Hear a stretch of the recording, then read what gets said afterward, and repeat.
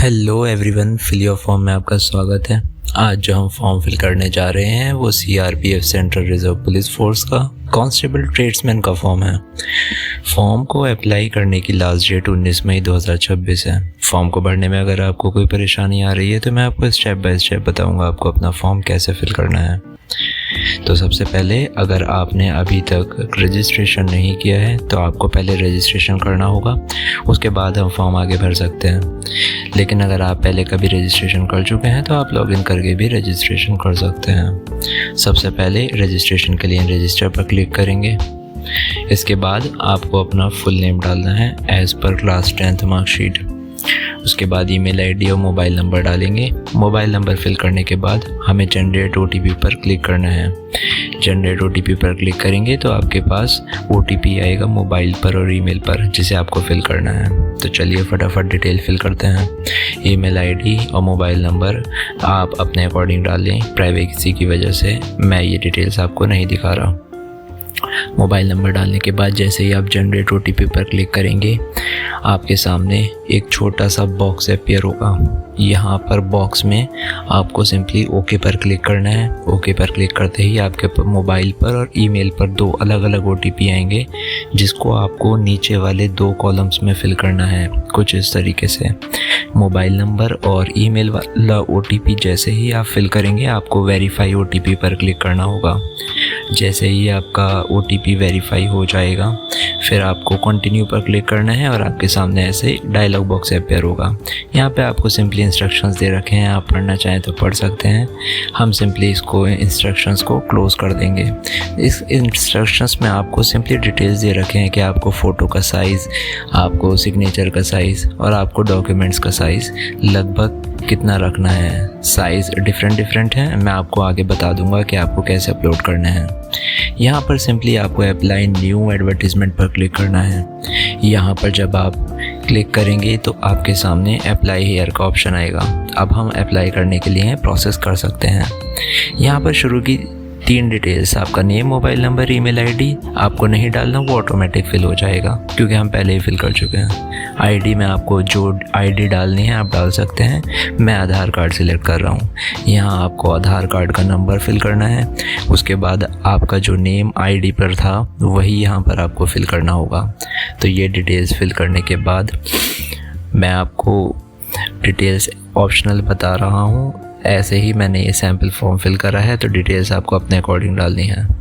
यहाँ पर आपको वही नेम डालना होगा जो आपका आईडी पर था, यानी आधार कार्ड पर।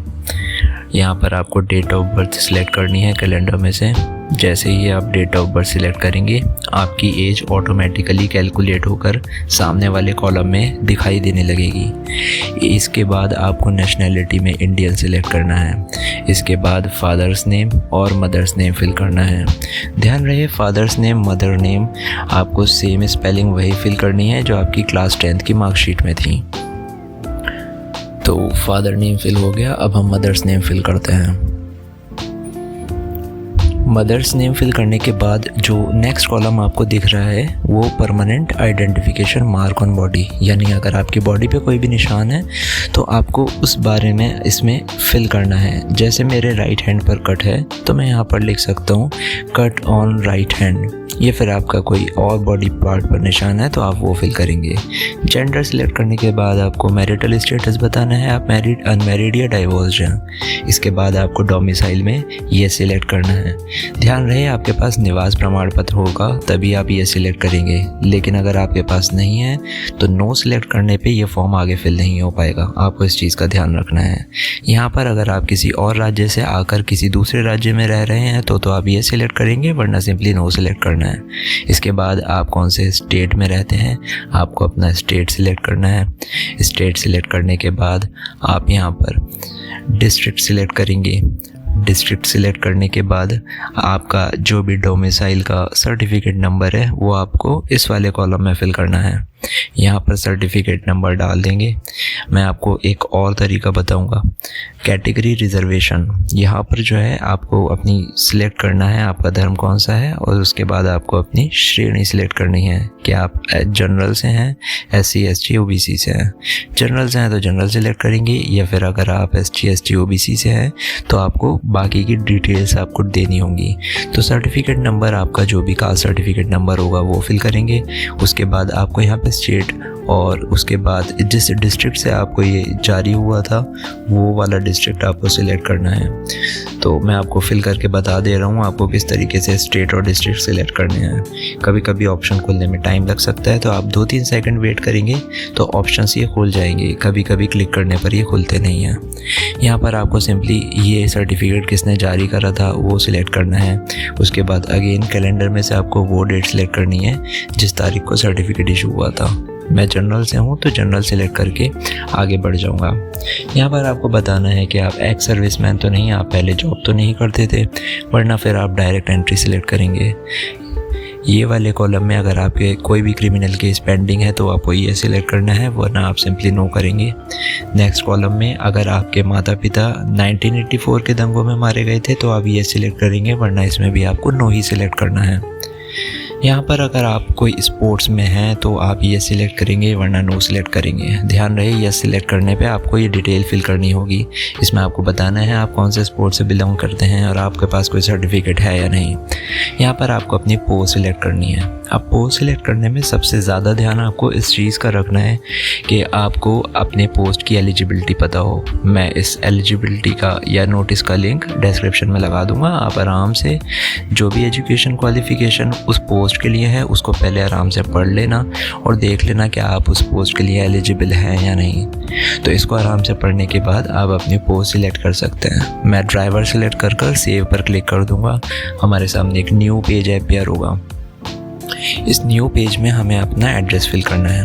परमानेंट एड्रेस यानी जहां आप पैदा हुए थे, स्टार्टिंग में रह रहे थे, वो वाला एड्रेस यहाँ पे आपको फिल करना है। एड्रेस संभाल के फिल करिएगा।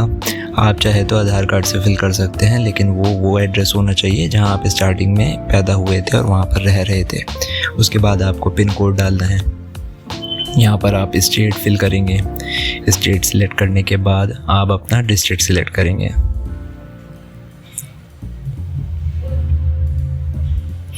इसके बाद अगर आप डिस्ट्रिक्ट के किसी विलेज में रह रहे हैं तो आप विलेज या सिटी में रह रहे हैं तो आप सिंपली सिटी का नेम दोबारा से डाल देंगे। जैसे मैं अलीगढ़ डिस्ट्रिक्ट का हूँ तो अलीगढ़ डिस्ट्रिक्ट डाल सकता हूँ, या फिर अगर आप अलीगढ़ के किसी विलेज में रहते हैं तो विलेज का नाम। पिन कोड फिल होने से रह गया था तो हम पिन कोड भी फिल कर देते हैं। यहाँ आपको अपना निकटतम पुलिस स्टेशन डालना है। जो भी आपका आसपास का थाना हो वो डिटेल आपको डालनी है। जैसे मेरे एरिया का जो स्टेशन है वो लगता है थाना कोतवाली, तो मैं यहाँ पर ये फिल कर दूँगा। इसके बाद आपका निकटतम पोस्ट ऑफिस जो भी है यहाँ पर आपको पोस्ट ऑफिस फिल करना है। पोस्ट ऑफिस फिल करने के बाद आपको अपना तहसील का नाम डालना है। तो हेड पोस्ट ऑफिस हमने फिल कर दिया। अब हम तहसील नेम फिल करेंगे। तहसील नेम बहुत से डिस्ट्रिक्ट्स में ज़्यादा होते हैं तहसील्स, तो आपको तहसील आपका पता होगा, आपको सिंपली वही फिल करना है। अब अगर आप शुरू से एक ही जगह रह रहे हैं, आपने एड्रेस चेंज नहीं करा, तो आप सिंपली यहाँ सेम एज परमानेंट एड्रेस पर क्लिक करेंगे तो ये डिटेल्स आपकी ऑटोमेटिक फिल हो जाएंगी जो आपने ऊपर फिल करी थी। लेकिन अगर आप अपना एड्रेस चेंज कर चुके हैं, आप कहीं और रह रहे हैं करंटली, तो आपको ये मैनुअली खुद से फिल करना है। लेकिन मैं शुरू से एक ही जगह अगर रह रहा हूँ तो मैं सिंपली बॉक्स पे क्लिक करूँगा और सारी डिटेल्स अपने आप फिल हो जाएंगी।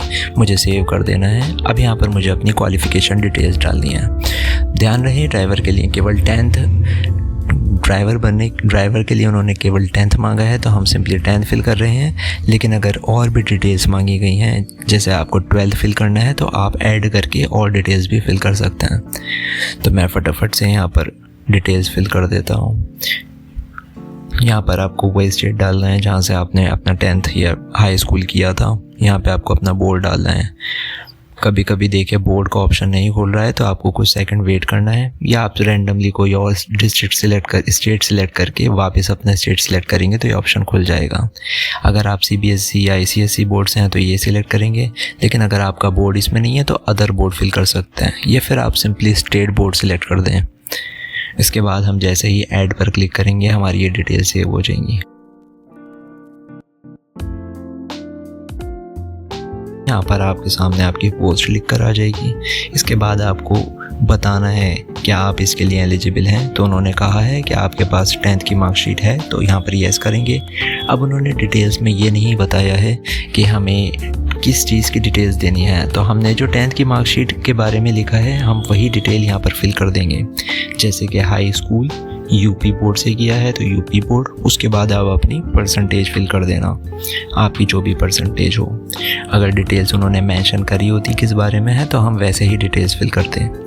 उसके बाद उन्होंने ड्राइविंग के लिए मांगा है हैवी व्हीकल ड्राइविंग लाइसेंस, यानी आपके पास डीएल होना चाहिए हैवी व्हीकल का। हमारे पास है तो हम ये इस पर क्लिक करेंगे और उसके बाद आपको डिटेल्स में फिर बताना है कि आपके पास हैवी लाइसेंस है या नहीं। तो हम ऊपर वाली लाइन में लिखा है ना must possess a heavy transport vehicle, हम वही लाइन को कॉपी करके नीचे लिख देंगे।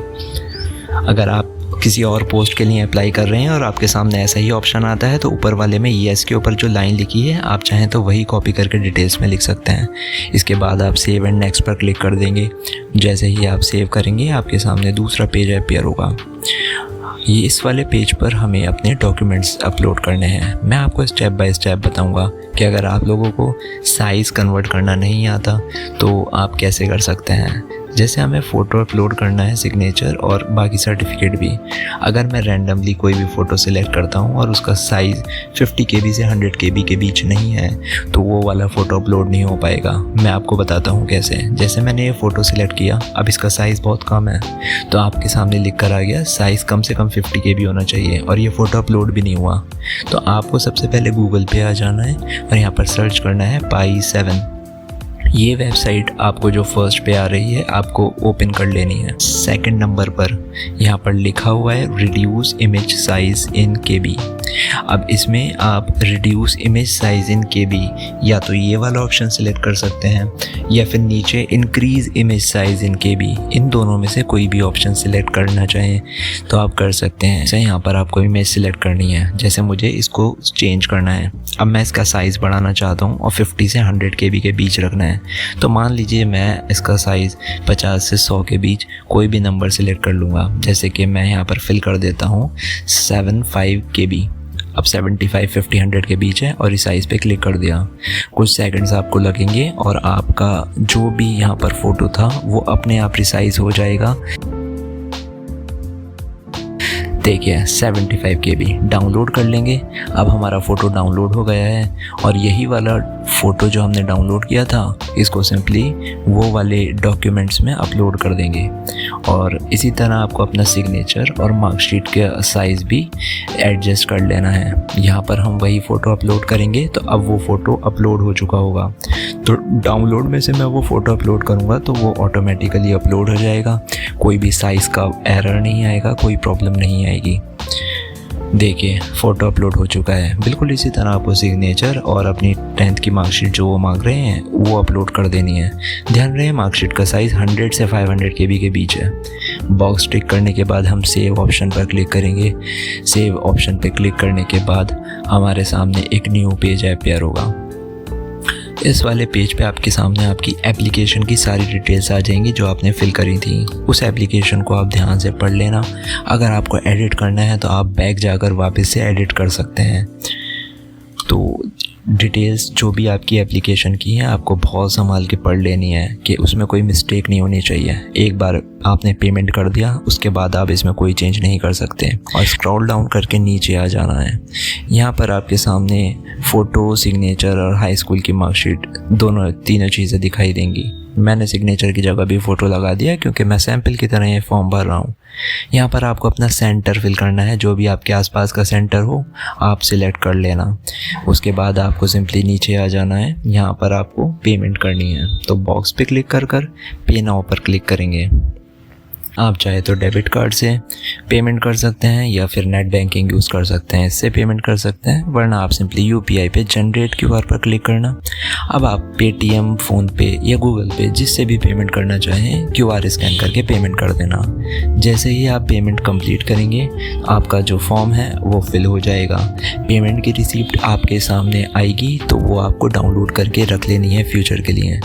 ध्यान रहे अगर आपका फॉर्म कहीं भी कट जाए तो आप दोबारा लॉगिन कर डैशबोर्ड पर क्लिक करना, तो आपके सामने वो फॉर्म आ जाएगा जिसकी पेमेंट पेंडिंग थी।